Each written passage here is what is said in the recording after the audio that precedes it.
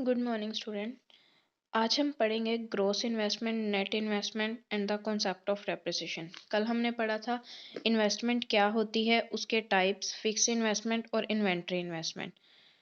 Gross investment क्या होता है? जो हमने फिक्स्ड इन्वेस्टमेंट को परचेज करने पे खर्चा किया और इन्वेंट्री इन्वेस्टमेंट को परचेज करने में खर्चा किया, उन दोनों का टोटल क्या होता है? ग्रॉस इन्वेस्टमेंट, यानी कि expenditure on the purchase of fixed asset and the expenditure on the inventory stock या फिर इन्वेंट्री इन्वेस्टमेंट पे, उन दोनों का टोटल ग्रॉस इन्वेस्टमेंट। अगर हम कोई मशीनरी या फिक्स एसेट वगैरह परचेज करते हैं तो उसमें क्या है, वो कई सालों के बाद ख़राब भी हो जाती हैं, उसमें वियर आउट भी होता रहता है, कि वो कई बार डैमेज हो जाती हैं या एक्सीडेंटली उसमें कोई प्रॉब्लम वगैरह आ जाती है, उसको टाइम टू टाइम रिपेयर भी करवाना पड़ता है। तो ये सारे खर्चे भी क्या हैं, ग्रॉस इन्वेस्टमेंट में ही इंक्लूड होते हैं। उस मशीनरी को लेके फिक्स एसेट पे जो भी खर्चा होगा वो सारा किस में आएगा? ग्रॉस इन्वेस्टमेंट पे। नेट इन्वेस्टमेंट क्या होता है? जब हम ग्रॉस इन्वेस्टमेंट में से डेप्रिसिएशन माइनस कर देंगे वो क्या हो जाएगा? Net investment. डेप्रिसिएशन क्या होता है ये हम आगे पढ़ेंगे। और ग्रॉस इन्वेस्टमेंट, नेट इन्वेस्टमेंट में जब डेप्रिसिएशन ऐड कर देंगे वो क्या बन जाएगा? Gross investment. और जब हम ग्रॉस इन्वेस्टमेंट में से डेप्रिसिएशन लेस कर देंगे वो क्या बन जाएगा? Net investment. Significance of net investment, net investment के इंपॉर्टेंस क्या क्या होती हैं? इससे हमें पता लग जाता है कि हमारा स्टॉक ऑफ कैपिटल में कितनी एडिशन हुई है, कितनी इंक्रीज हुए हैं, हमारे प्रोडक्शन कितना इंक्रीज हुआ है, हमारी डेवलपमेंट कितनी हुई है। अगर प्रोडक्शन इंक्रीज हो रहा है या फिर नेट इन्वेस्टमेंट इंक्रीज हो रही है, इसका ये मतलब हुआ कि हमारा स्टॉक ऑफ कैपिटल भी क्या हो रहा है? इंक्रीज हो रहा है, हमारा कैपिटल फॉर्मेशन भी इंक्रीज हो रहा है। और इससे क्या है, अगर कैपिटल फॉर्मेशन और स्टॉक ऑफ कैपिटल इंक्रीज होगा तो इसका ये मतलब है कि हमारी एम्प्लॉयमेंट ऑफ अपॉर्चुनिटीज भी क्या हो रही है? इंक्रीज हो रही है। फिर है हमारा depreciation, concept of depreciation. Depreciation क्या होता है? अगर हम कोई मशीनरी या फिक्स एसेट परचेज करते हैं तो उसको क्या है, टाइम टू टाइम रिपेयर भी करवाना पड़ेगा, उसमें छोटे मोटे नॉर्मल वियर और टीयर भी होते रहेंगे, या वो एक्सीडेंटली डैमेज भी हो जाएगी, कई बार ख़राब भी हो जाएगी, तो उसको सही कराने में जो भी खर्चा आएगा वो क्या होता है? डेप्रिसिएशन। उसके लिए तो डेप्रिसिएशन के लिए क्या है, हम एक रिजर्व बना लेते हैं, डेप्रिसिएशन का पैसा उस रिजर्व यानी कि डेप्रिसिएशन रिजर्व फंड बना लेते हैं, जिसमें हम हर साल कुछ ना कुछ पैसा अलग से इकट्ठा करके रख लेते हैं, जिससे जो भी मशीनरी पे खर्चा हुआ उसके ख़राब होने पे, उसको रिप्लेस करने में, उसकी रिपेयरिंग के लिए, वो खर्चा हम कहाँ से निकालते हैं? डेप्रिसिएशन रिजर्व फंड में से।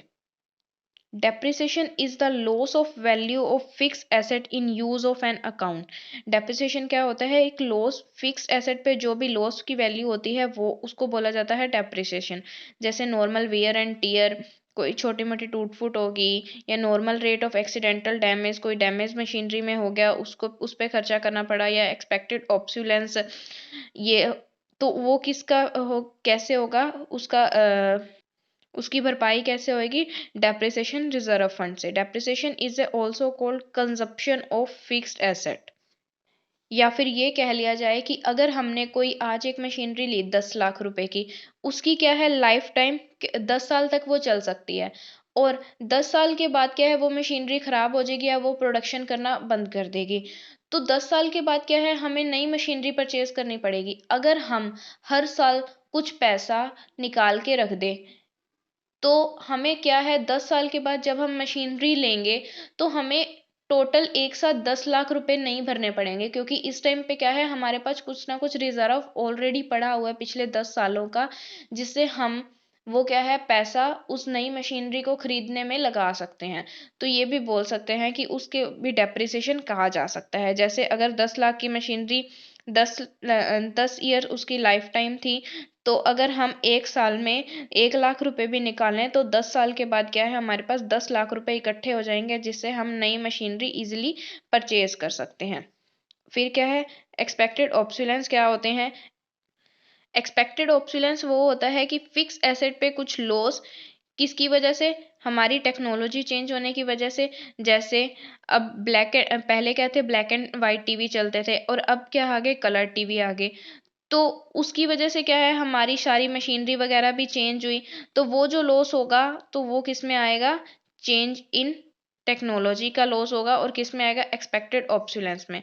और दूसरा लॉस कैसे होगा, हमारा डिमांड की वजह से चेंज होने से। अब लोग क्या है, टाइम टू टाइम अपना टेस्ट चेंज करते रहते हैं। टेस्ट चेंज होने की वजह से क्या है, वो नई चीज़ों की डिमांड करने लग जाते हैं। तो उससे क्या होता है कि वो हमारी मशीनरी का यूज़ अब नहीं हो पाता। वो क्या होता है फिर, हमारा एक्सपेक्टेड ऑब्सोलेंस। अनएक्सपेक्टेड ऑब्सोलेंस क्या होता है, जैसे कोई नेचुरल क्लाइमेट या कोई अर्थक्वेक, फ्लड, फायर वगैरह लगी, आग वगैरह लगी है। Fall in market value of the asset when there in economic recession, market में उस एसेट की क्या है, अब वैल्यू ही कम होगी, तो वो क्या होता है, हमारा कैपिटल लॉस या फिर अनएक्सपेक्टेड ऑब्सोलेंस।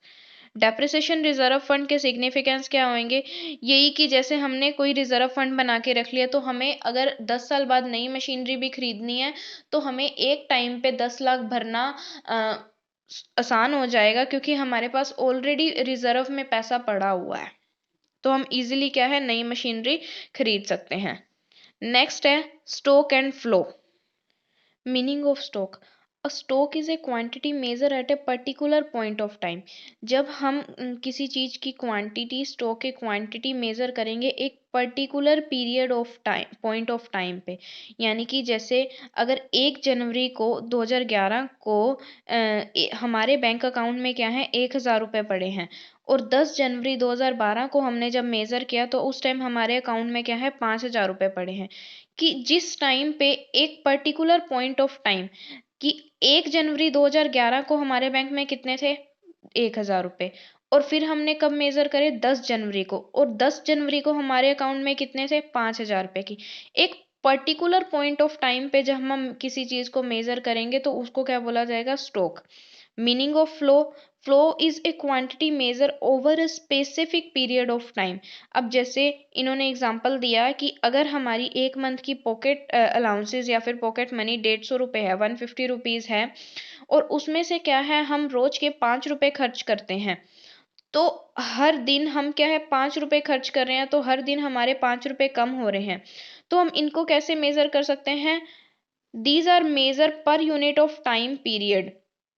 कि हम, हमारा खर्चा कितना है, हमारी इनकम कितनी, हम कितनी कंजप्शन कर रहे हैं, कि हर दिन हम 5 रुपये खर्च कर रहे हैं, एक पर्टिकुलर टाइम, एक स्पेसिफिक पीरियड ऑफ टाइम पे कर रहे हैं। कि जैसे हर दिन डेली हमारा कितना खर्चा है, 5 रुपये। तो और हमारा क्या थे, पर मंथ पॉकेट अलाउंसेस कितने थे, 150। तो डेली क्या है, हमारी पॉकेट अलाउंसेस में से 5 रुपये कम हो जाएंगे।